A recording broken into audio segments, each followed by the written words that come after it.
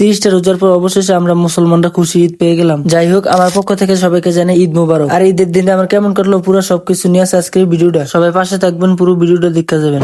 High guys, আসসালামু আলাইকুম, ইসমি Rajan. Welcome to another new vlog video. সকাল সকাল ঘুম থেকে উঠে ফজর নামাজ আদায় করে এখন সবাই মিলে যাইতাছি কবর জিয়ারতের উদ্দেশ্যে। আর এদিক দিয়ে দেখতে দেখতে চলে আসলাম কবরস্থানের সামনে। তারপর আমরা সবাই কবর জিয়ারত করি। কবর জিয়ারত শেষ করে চলে যাচ্ছি যার যেমনি বাড়িতে, কেননা আমাদের ঈদের নামাজ 9টা। বাড়িতে যায় গোসল করে রেডি হইতে হইব। তো আর কি, বাড়িতে গোসল করে রেডি হইতেছি ঈদগায় যাওয়ার জন্য। রেডি হওয়ার পর আম্মুর হাতের নুডলস সেমাই এগুলো যদি না খাই যায় তাহলে কি হয়। তারপরে এগুলো চট করে খেয়ে নিলাম। আর ওই দিক দিয়ে নামাজের সময় হয়ে যেতেছে। স্বাস্থ্য ভাই এসে ডাকাডাকি শুরু করছে, যার জন্য আর দেরি না করে ঘর থেকে বের হয়ে গেলাম। আর ঈদগায় যাওয়ার আগে আমাদের বাড়ির সবাই একটা গ্রুপ ফটো নিয়ে নিলাম। ছবি তোলার পর আমরা আর দেরি না করে তাড়াতাড়ি করে চলে যাচ্ছি ঈদগাহ মাঠে। আর এই দিক দিয়ে হাঁটতে হাঁটতে চলে আসলাম সৈয়দপুর বাজারে। আর আরেকটা কথা তো বলতে ভুলেই গেছি আপনাদেরকে, আমাদের ঈদগাহ মাঠ কোনটা। আমাদের ঈদগাহ মাঠ হচ্ছে সৈয়দপুর কামেল মাদ্রাসার মাঠে। আর এই জায়গায় এসে কনফিউজ পড়ে গেছি, মাঠে কি জায়গা পামু কিনা। আইয়া তো দেখি বাবারে বাবা, ঈদগাহ মাঠে তো মানুষে ভরা, মানুষে ভরপুর ফুল হয়ে রয়েছে। এই কারণে আমি আর আমার স্বাস্থ্য ভাই গুলো দাঁড়ায় দেখতেছি কোন একটা সিফা ফাইলে এই জায়গায় বৈশা পড়বো। কারণ ছোটবেলা আমি দেরি করে নামাজও যাইতাম, আর দেরি করে যাওয়ানো জায়গা পাইতাম না, যার কারণে রাস্তার দ্বারা নামাজ পড়তে হইতো। কিন্তু এখন আর এই ভুল করি না, নিজের জায়গা নিজে বার করে নিছি।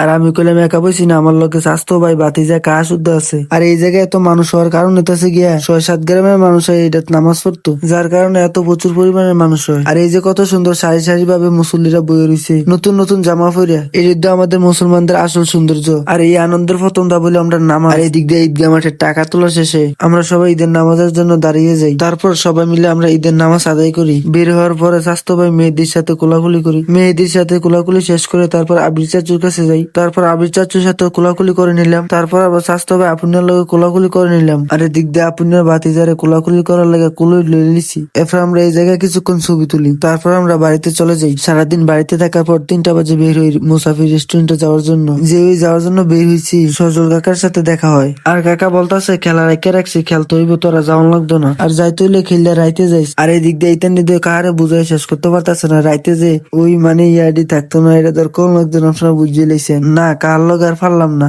এরপরে সারাটা বিকাল খেলতে হইছে। এরপর আমরা যেটি যাওয়ান আসছিলাম এটি কইতেছে আজকে যেহেতু যাওয়ানো উস্কুর সাহায্য রাইতেই যাই। তো আর কি মাগরিবের আড্ডা দিয়ে আবার রেডি আবার হয়ে গেছি যাওয়ার লাগে। এরপর একটা সিঞ্জিলে এসে মুসাফির রেস্টুরেন্টে। আর ভিতরে ঢুকে দেখি রাইতে এত মানুষ, দিনে যে কেমন মানুষ আসিল। আর আমাদের আশেপাশে ঘোরার জায়গার জন্য এটাই বেশ, যার কারণে এই জায়গায় আইসি। আর আপনিও চাইলে আপনাদের বন্ধুদের নিয়ে এই জায়গায় ঘুরতে আসতে পারেন। আর চারিদিকে শুধু লাইট দেখতে সুন্দরই লাগতেছে। আর বাড়ি থেকে আসার সময় ভাবতেছিলাম মানুষ থাকবো কিনা, আসার পর দেখি অনেক মানুষই আছে। তারপর সবাই আমরা এখানে বসি কিছু খাওয়ার জন্য। অনেকক্ষণ বয়ে থাকানোর পরে কোনো ওয়েটার দেখা পেলাম না, যার কারণে আমরা কোম্পানিগঞ্জ 3 স্টার রেস্টুরেন্টে আইসি খাওয়ার জন্য। এটা দেওয়ার পর যে পরিমাণে মানুষের ভিড় দেখছি, দেখতেই বার হয়ে গেছি। এরপরে বাংলা রেস্টুরেন্টে আসলাম। এরপরে এটা তো দিয়ে অনেক প্রচুর পরিমাণে ভিড় না, এটা নিয়ে যেমনি ঘুরতেছে আমি এটা নিয়ে লগে লগে ঘুরতেছি, মনে হয় না আজকে খাইতাম পারাম। এরপরে আছে এটা আল্লাহ জানে এটা কি হয়। এরপরে এটা অনেক পর আমরা বউনে জায়গা পাইছি। এরপরে আমরা মুখ একটু হাসি ফুটছে, এই হাসিটার বেশিক্ষণ থাকছে না। কি রে, বেশিক্ষণ হাসি থাকছে না, দেখতে থাকেন। দীর্ঘ 30 মিনিট বয়ে থাকানোর পরে আমাদের খাবার আইছে 6টা চিকেন মশলা আর নান রুটি। এটার খাবার যে এত বাজে হবে কখনো ভাবতে পারি নাই। তো আজকে ভিডিও পর্যন্ত। ভিডিওটা ভালো লাগলে লাইক কমেন্ট শেয়ার করতে ভুলবেন না। আর যারা যারা আমার পেজটা ফলো করে নাই তাদের থেকে তো একটা ফলো আশা করতেই পারি।